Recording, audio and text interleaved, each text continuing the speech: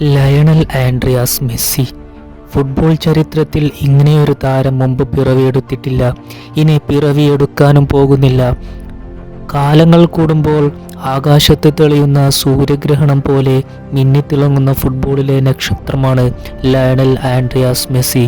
ഇന്ന് കേരളത്തിലെ ഏറ്റവും കൂടുതൽ ഫുട്ബോൾ ആരാധകരുള്ള താരം ആരെന്ന് ചോദിച്ചാൽ ഒരേ ഒരു ഉത്തരം മാത്രം: ലയണൽ ആൻഡ്രിയാസ് മെസ്സി. ഇന്ന് ഈ വീഡിയോയിലൂടെ പറയപ്പെടുന്നത് ഒരു ചരിത്രമാണ്. ഫുട്ബോൾ ചരിത്രത്തിൽ ഇന്നുവരെ ആരും കേൾക്കാത്ത ആ ഒരു കഥ. ഫുട്ബോൾ ചരിത്രത്തിലെ ഏറ്റവും മികച്ച താരമായ ലയണൽ മെസ്സിയുടെ വീടിന് മുകളിലൂടെ എന്തുകൊണ്ട് വിമാനങ്ങൾ പറക്കുന്നില്ല? വളരെയധികം നിഗൂഢതകൾ നിറഞ്ഞ ആ രഹസ്യ കല്ലറയിലേക്ക് നമ്മൾ നടന്നു നീങ്ങുകയാണ്.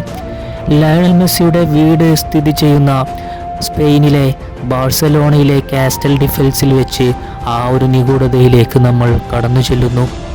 വളരെയധികം പ്രകൃതി നിയമങ്ങൾ പാലിക്കപ്പെടുന്ന ഒരു സ്ഥലത്താണ് ലയണൽ മെസ്സി എന്ന ഫുട്ബോൾ രാജാവിൻ്റെ വീട് സ്ഥിതി ചെയ്യുന്നത്.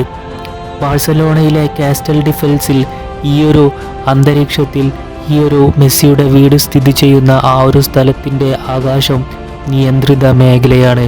അതിലൂടെ വിമാനങ്ങൾക്ക് പറക്കാൻ സാധിക്കില്ല എന്നതാണ് ഇതിൻ്റെ ഏറ്റവും വലിയ വസ്തുത.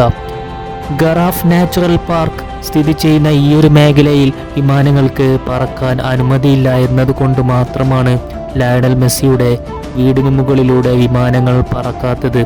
അല്ലാതെ വേറെ ഒരു നിഗൂഢതകളും രഹസ്യങ്ങളും ഒന്നും തന്നെ ഇതിൻ്റെ പിറകിലില്ല എന്നതാണ് സത്യം. വളരെ ശക്തമായ ശബ്ദ മലിനീകരണങ്ങളും എയർ ട്രാഫിക്കും ഈ മേഖലയിൽ സാധ്യമല്ല. നോ ഒഫീഷ്യൽ ഫ്ലൈ സോൺ മേഖലയിലാണ് ലയണൽ മെസ്സി എന്ന ഫുട്ബോൾ രാജാവിൻ്റെ വീട് സ്ഥിതി ചെയ്യുന്നത്. അതുകൊണ്ടാണ് ലയണൽ മെസ്സിയുടെ വീടിന് സ്ഥിതി ചെയ്യുന്ന ആകാശത്ത് വിമാനങ്ങൾ പറക്കാത്തത്.